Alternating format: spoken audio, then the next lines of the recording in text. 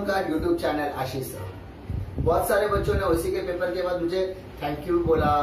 मुझे बच्चों ने बोला कि सर आपने जो क्वेश्चन बैंक दिया उसमें से सारे क्वेश्चन आ गए, तो आप इको का क्वेश्चन बैंक भी जल्दी से रिलीज कीजिए, बीके के पेपर के पहले रिलीज कीजिए, मैथ्स के कुछ क्वेश्चन बैंक आप दे दीजिए। तो मैंने कोशिश की है कि मुझे जितने भी क्वेश्चन बैंक में बना सकता था, मेरे टीचर सर्कल से मेरे जितने भी क्वेश्चन बैंक हम लोग टीम बैठकर जितने भी डिस्कस करके हम लोगों ने जितने भी क्वेश्चन बैंक दिए थे, वो सारे क्वेश्चन बैंक में टाइम टू टाइम आपको अपडेट देते रहता हूँ। आज बच्चों की डिमांड पर मैंने इकोनॉमिक्स के क्वेश्चन बैंक बीके के क्वेश्चन बैंक से पहले लेकर आ रहा हूँ। मैं उम्मीद करता हूँ कि आप इन क्वेश्चन बैंक्स को अच्छे से रिफर करोगे।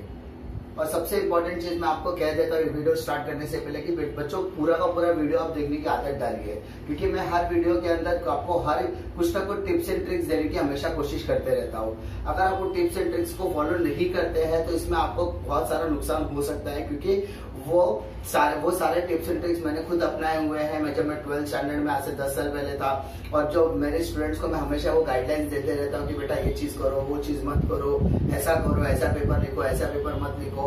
तो हर टिप्स एंड ट्रिक्स को मैं बहुत ही सीरियस तरीके से आप लोगों तक पहुंचाने की कोशिश करता हूँ। तो मैं उम्मीद करता हूँ कि आप वो टिप्स एंड ट्रिक्स को अच्छे से फॉलो करेंगे। और आप बच्चों की डिमांड पे मैं आज इकोनॉमिक्स के क्वेश्चन बैंक को आपसे बीके के क्वेश्चन बैंक से पहले रिलीज करा, तो कृपया करके उसका फायदा जरूर उठाए। तो shall we start with the economics question bank? I think yes. Economics बेटा सबसे पहले स्टार्ट करने से पहले हम लोग डिस्कस कर लेते हैं कि सर कौन कौन से चैप्टर पे कितने मार्क्स के वेटेज होंगे, क्योंकि each and every chapter is important. Economics में आपका क्वेश्चन बैंक कैसे क्वेश्चन बैंक देना बहुत ज्यादा इंपॉर्टेंट मतलब जरूरी होता है। और ऐसा बोल सकता हूँ कि क्वेश्चन बैंक देना इंपॉर्टेंट हो भी सकता है और नहीं भी हो सकता है, क्योंकि इकोनॉमिक्स का पेपर बहुत ही वास्ट माना जाता है। क्योंकि इसमें क्वेश्चन ज्यादा 2 मार्क के क्वेश्चन होते हैं, डिफाइन होते हैं, डिस्टिंग्विश होते हैं, रीजंस होते हैं, तो बहुत सारे जम्बल होने के चांसेस रहते हैं और उसका पेपर बहुत ही लेंथी होता है। तो इकोनॉमिक्स के क्वेश्चन पेपर लिखने के लिए आपको बहुत ही ज्यादा टाइम मैनेजमेंट की रिक्वायरमेंट, और आपको सबसे पहले समझना पड़ेगा कि कौन से चैप्टर पे कितने मार्क्स के वेटेज है, ताकि आप अकॉर्डिंगली उसकी स्टडी अच्छे से कर पाए। तो जैसे कि आपको दिख रहा है चैप्टर नंबर 1 है इंट्रोडक्शन टू माइक्रो इकोनॉमिक्स। बेटा ये चैप्टर है टोटल 8 मार्क का चैप्टर है, इसमें से आपको अटेम्प्ट 4 मार्क का आप कर सकते हो। इसका मतलब अगर आप चैप्टर, ऐसा कहा जाता है कि बहुत सारे इकोनॉमिक्स के प्रोफेसर ऐसा कहते हैं कि अगर आप चैप्टर 1 और चैप्टर 7 करके जाएंगे तो आपको 101% 1 या 2 क्वेश्चन आपको 101% मिलेगा। एक डिस्टिंग्विश में आपको क्वेश्चन मिलना कंफर्म है, एक लॉन्ग आंसर्स में आपको मिल सकता है। अगर आपको लॉन्ग आंसर में नहीं मिला तो एक शॉर्ट आंसर आपको डेफिनेटली मिलेगा। और इसमें 1 मार्क का एक ऑब्जेक्टिव के क्वेश्चन तो हमेशा के आते ही है। तो चैप्टर नंबर 1 और चैप्टर नंबर 7 आप अच्छे से करके जाइए, क्योंकि ये बहुत ही ज्यादा इंपॉर्टेंट चैप्टर्स में से एक माना जाता है। Chapter 2 is consumer behaviour. जैसा कि आप सबको पता है इस चैप्टर के अंदर utility and law of DMP जैसे क्वेश्चन है जो बहुत ही ज्यादा एग्जाम के पॉइंट ऑफ व्यू से बहुत ही ज्यादा इंपॉर्टेंट माने जाते हैं। ये चैप्टर आएगा 6 मार्क के लिए, लेकिन ऑप्शंस के साथ ये 10 मार्क का दिया जाएगा। तो आप अगर चैप्टर 2 अच्छे से करके जाएंगे तो आपके लिए बहुत ही ज्यादा बेनिफिट साबित होगा। चैप्टर 3 है ए में डिमांड एनालिसिस एंड बी में है इलास्टिसिटी ऑफ डिमांड। दोनों ही चैप्टर 15 मार्क्स के बेटा वेटेज है। तो ये दोनों के दोनों चैप्टर्स आप बहुत ही थरो करके जाइए, क्योंकि यही दोनों चैप्टर्स के अंदर आपके लॉ ऑफ डिमांड कवर होने वाले हैं, law of exception with assumption cover होने वाले हैं। तो ये 2 चैप्टर आपको 30 मार्क्स दिला सकता है बेटा, तो आपको ये करके ही जाना पड़ेगा। Chapter number 4 is producers behaviour. ये चैप्टर 10 मार्क का चैप्टर है, जिसमें से आपको 6 मार्क का अटेम्प्ट करने के लिए आ सकता है। Chapter number 5 forms of market and price determination of perfect competition. ये भी 10 मार्क का चैप्टर है, और इसमें भी विद ऑप्शंस आप लोग 6 मार्क का अटेम्प्ट करोगे। Chapter number 6 factors of production 6 mark का चैप्टर है 4। इसी तरीके से 8, 9, 10 एंड 11 आप देख सकते हो। अगर आप लोगों को बहुत ही अच्छे तरीके से पेपर्स की प्रिपरेशन करनी है और आप चाहते हो कि मोर देन 80 क्रॉस करना चाहिए, इसका मतलब रिटर्न में आपको 70 प्लस मिलना चाहिए, ओरल्स के मार्क्स मिला, अगर मोर देन 90 की आप कैपेसिटी रखते हो, मोर देन 90 आप पाना चाहते हो, तो मेरा सबसे अच्छा सजेशन यही रहेगा, मेरा बेस्ट सजेशन है कि सेक्शन 1 और चैप्टर नंबर 7 तक आप बहुत ही अच्छी तरीके से करके जाइए। क्योंकि अगर आपने इतना चैप्टर बहुत अच्छे से कर लिया तो आपको कोई भी फेल नहीं कर सकता है। और इसमें मोस्ट ऑफ अगर आपको 6 क्वेश्चन में 3 क्वेश्चन लिखना है तो 3 आपको सेक्शन 1 का मिलेगा और 3 क्वेश्चन आपको सेक्शन 2 का मिलेगा। शॉर्ट नोट्स में भी अगर 4 में से आपको 2 लिखना है तो 2 क्वेश्चन सेक्शन 1 के मिलेंगे, 2 क्वेश्चन आपको सेक्शन 2 के मिलेंगे। तो मैं आपसे गुजारिश करता हूं कि अगर आप इकोनॉमिक्स की प्रिपरेशन अभी तक आपने स्टार्ट नहीं की है और आप स्टार्ट करना चाहते हो तो सबसे पहले आप सेक्शन 1 से स्टार्ट कीजिए। सेक्शन 1 अगर आपका थोड़ा हो गया तो आप सेक्शन 2 के सिलेक्टेड क्वेश्चंस भी करके जा सकते हैं। सर ये सिलेक्टेड क्वेश्चन क्या हो सकते हैं? लास्ट 10 इयर्स के 5 साल के 10 क्वेश्चन पेपर्स को अगर आप प्रीफर करके जाते हो तो आपको डिफाइन, डिस्टिंग्विश बिटवीन और गिव रीजन में टेंशन लेने की बिल्कुल जरूरत नहीं है। तो मैं उम्मीद करता हूं कि आप पिछले 5 साल के 10 क्वेश्चन पेपर के objectives, short note, distinguish between अच्छे से थोरो करके जाएंगे ताकि आपको डिफिकल्टीज आने वाली नहीं है। बोर्ड का से आपको सबको पेपर पैटर्न तो अच्छे से पता होगा कि question number 1A is fill in the blanks, question 1B is the match the column and question 1C is the state whether the following statements are true और फॉल्स। बच्चों सबसे पहले इंपॉर्टेंट चीज समझा देता हूं कि 80 मार्क्स में से 16 मार्क्स का आपको सिर्फ ऑब्जेक्टिव्स है बेटा, सिर्फ 16 मार्क्स का ऑब्जेक्टिव्स है, यानी 80 मार्क्स का 20% वेटेज आपको ऑब्जेक्टिव्स में मिलने वाला है। तो इसका मतलब अगर आपका ऑब्जेक्टिव थोरो है, ऑब्जेक्टिव्स आपने बहुत अच्छे से किया हुआ है, 16 में 16 मिलेगा तो you can score more than 70 in economics paper. Question 2 and question 2B, question 3 and question 3B, इसमें से 3 क्वेश्चंस की मैं बात करने जा रहा हूं आज। Define, explain, give reasons and distinguish between. बेटा ये 3 क्वेश्चंस में से 6-6 मार्क के क्वेश्चंस है, 2-2 मार्क के छोटे छोटे क्वेश्चंस है। मेरा सजेशन यही है कि अगर आपको इन सारे क्वेश्चंस को अच्छे से थोरो करना है तो आपको सेक्शन 1 अच्छे से करना पड़ेगा बेटा। अगर आपने सेक्शन 1 अच्छे से कर लिया है तो आपको 6 में से 3 क्वेश्चन लिखने हैं, तो 3 क्वेश्चन आपको सेक्शन 1 के आएंगे, 3 क्वेश्चन आपको सेक्शन 2 के आएंगे। तो आप लोग सेक्शन 1 के प्रिपरेशन बहुत अच्छे से कीजिए, खास करके chapter number 1, chapter number 2, chapter number 3 and 3B। अगर आप chapter 1, chapter 2, chapter number 3A, chapter number 3B और चैप्टर नंबर 6 की प्रिपरेशन करते हैं तो आपको इसमें डिफाइन, गिव रीजन और डिस्टिंग्विश बिटवीन इसी चैप्टर में से आने के चांसेस है। और एक डैम श्योर क्वेश्चन आपको 101% आने वाला है। चैप्टर 1 और चैप्टर नंबर 7 के क्वेश्चंस आपको डिस्टिंग्विश बिटवीन या डिफाइन में 101% देखने के लिए आपको मिल सकता है। मैं आपको short note, short answers, give reasons and all के क्वेश्चंस देने वाला हूं आज। बेटा एक्सप्लेन द फीचर्स।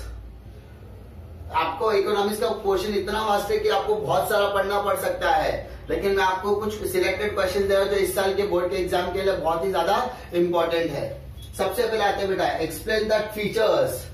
मैंने आपको जैसा कहा चैप्टर 1, चैप्टर 7, चैप्टर 2, चैप्टर 6 और चैप्टर नंबर 5 के क्वेश्चंस आपको शॉर्ट नोट्स के लिए पूछे जा सकते हैं। सर शॉर्ट नोट्स के लिए आपके हिसाब से कौन सा क्वेश्चन अच्छे से आ सकता है? मेरे हिसाब से आपके लिए चैप्टर नंबर 1, चैप्टर नंबर 6 और chapter number 7 and chapter number 4 के क्वेश्चंस में से कोई 2-4 क्वेश्चंस आपको पक्का पेपर में मिलने वाले हैं 101% शॉर्ट आंसर्स या आपको शॉर्ट नोट्स के लिए।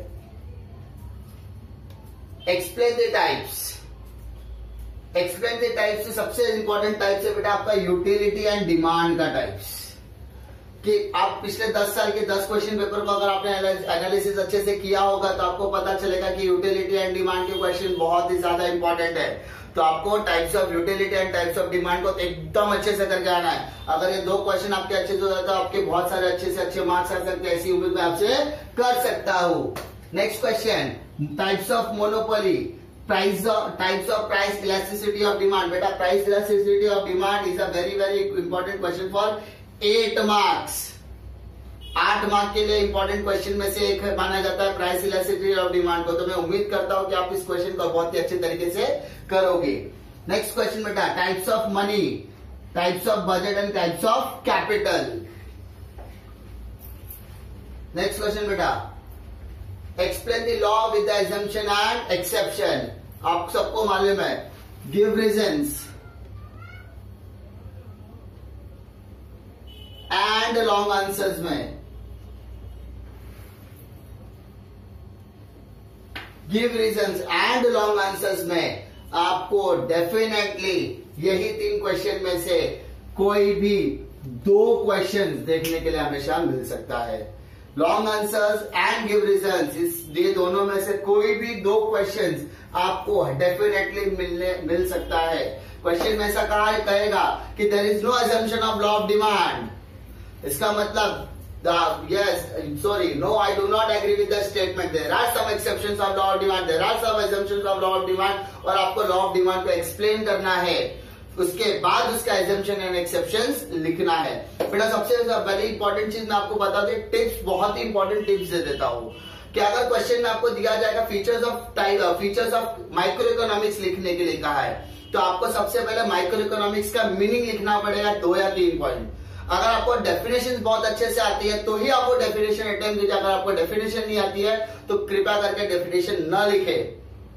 उसके बाद आपको फीचर्स लिखना है। फीचर्स के मेरा सजेशन है पहले फीचर्स के सारे पॉइंट्स आप लिख दीजिए और उसके बाद लिखिए कि following the above features are briefly explain as follows, यानी ऊपर के सारे फीचर्स में नीचे का क्या कर रहा हूं, एक्सप्लेन कर रहा हूं। और जितने भी आपने फीचर्स के पॉइंट्स लिखे हुए या टाइप्स के पॉइंट्स लिखे या जो भी आपने आंसर्स के पॉइंट्स लिखे, उन सारे पॉइंट्स में से एक पॉइंट्स को उठा के आपको क्या करना है, उधर एक्सप्लेन करना है। और जब आपका एक्सप्लेन करके हो जाएगा तो लिख दीजिए the above are the features या demand of demand, features and types of demand. तो इस तरीके से आपको पेपर प्रेजेंट करना है। लेकिन जब law of demand with assumption या law of demand with exception की बात आती है तो बच्चे क्या करते हैं, लॉ ऑफ डिमांड एक्सप्लेन ही नहीं करते हैं, जिसकी वजह से 8 में से उनको 4, 3, 3.5 या 2 मार्क 2.5 मार्क्स ही मिलते हैं। तो बच्चों ऐसी गलतियां बिल्कुल मत कीजिए, क्योंकि अगर आपको लॉ इकोनॉमिक्स में मोर देन 80 यानी ओरल्स मिलाकर मोर देन 80 आपको स्कोर करना है या रिटर्न में मोर देन 60 आपको स्कोर करना है, तो आपको law of demand with assumption and exception पूछा रहे या नहीं पूछा, आपको law of demand with diagram and explanation explain करना ही पड़ेगा। तो आपको समझ में आई बात कि आपको law of demand, law of supply, law of DMA without diagram, without definition या विदाउट स्टेटमेंट ऑफ लॉ आप एक्सप्लेन बिना किए आगे स्किप नहीं कर सकते। तो आपको वो चीज एक्सप्लेन करके ही आपको आगे बढ़नी पड़ेगी।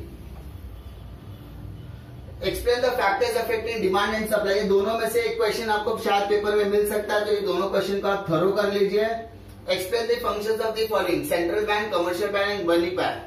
मतलब ये दोनों में से आपको एक क्वेश्चन, आपको एक शॉर्ट नोट के लिए क्वेश्चन पूछा जा सकता है। तो ये तीनों में से एक क्वेश्चन, तीनों के तीनों क्वेश्चन आप करने की कोशिश कीजिए, थरो करने की कोशिश कीजिए।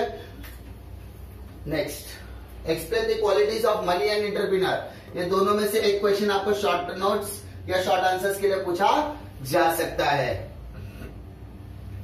Explain the determinants of aggregate supply and aggregate demand, aggregate supply और एग्रीगेट डिमांड के दोनों में से एक क्वेश्चन आपको एग्जाम में पूछा जाएगा। सेक्शन 2 का अगर क्वेश्चन होगा तो उसमें से एक क्वेश्चन आपको इसमें से पूछा जा सकता है। शॉर्ट नोट्स के लिए आपके मैंने यहाँ पे 4 क्वेश्चन दिए हुए हैं, जिसमें से पहला आपका कंपोनेंट्स ऑफ बजट, बेटा सेकंड है सेविंग फंक्शन एंड थर्ड है difficulties of national income. Second type के इसमें से आपको एक क्वेश्चन इसमें से पूछा जाएगा and it is a very very very very very very important question for the 8 marks. Price determination, discrimination under perfect competition, तो ये इंपॉर्टेंट क्वेश्चन है बेटा, आपको ये एग्जाम के लिए अच्छे से थोरो करके जाना ही है। और डिफाइंड डेफिनेशन की बात हो, explain the determinants of the aggregate supply, तो आपको एग्रीगेट सप्लाई और एग्रीगेट डिमांड दोनों में से एक क्वेश्चन आपका क्वेश्न पूछा जाएगा, तो आपको दोनों में से एक क्वेश्चन अच्छे से करके जाना है। आपको मोस्ट ऑफ द इस बार आने के चांसेस एग्रीगेट डिमांड आने के चांसेस सबसे ज्यादा है। बेटा नेक्स्ट क्वेश्चन है शॉर्ट नोट। शॉर्ट नोट्स में आपको component of budget, second saving functions, third difficulties of national income and price discrimination under perfect competition. बेटा price discrimination under perfect competition is a very very very very very very important question for this year। तो आपको बहुत अच्छे तरीके से price discrimination अच्छे से करके जाना है, क्योंकि इस बार बहुत सारे प्रीलिम्स के पेपर में price discrimination under perfect competition आ चुका है। तो आपको सब सारे के सारे क्वेश्चन अच्छी तरीके से करने की कोशिश करें। उम्मीद करता हूं कि आपको ये वीडियो बहुत पसंद आएगा, इसलिए लाइक, सब्सक्राइब एंड शेयर कीजिए और इस मोस्ट लाइकली क्वेश्चन बैंक का बहुत ज्यादा फायदा उठाइए।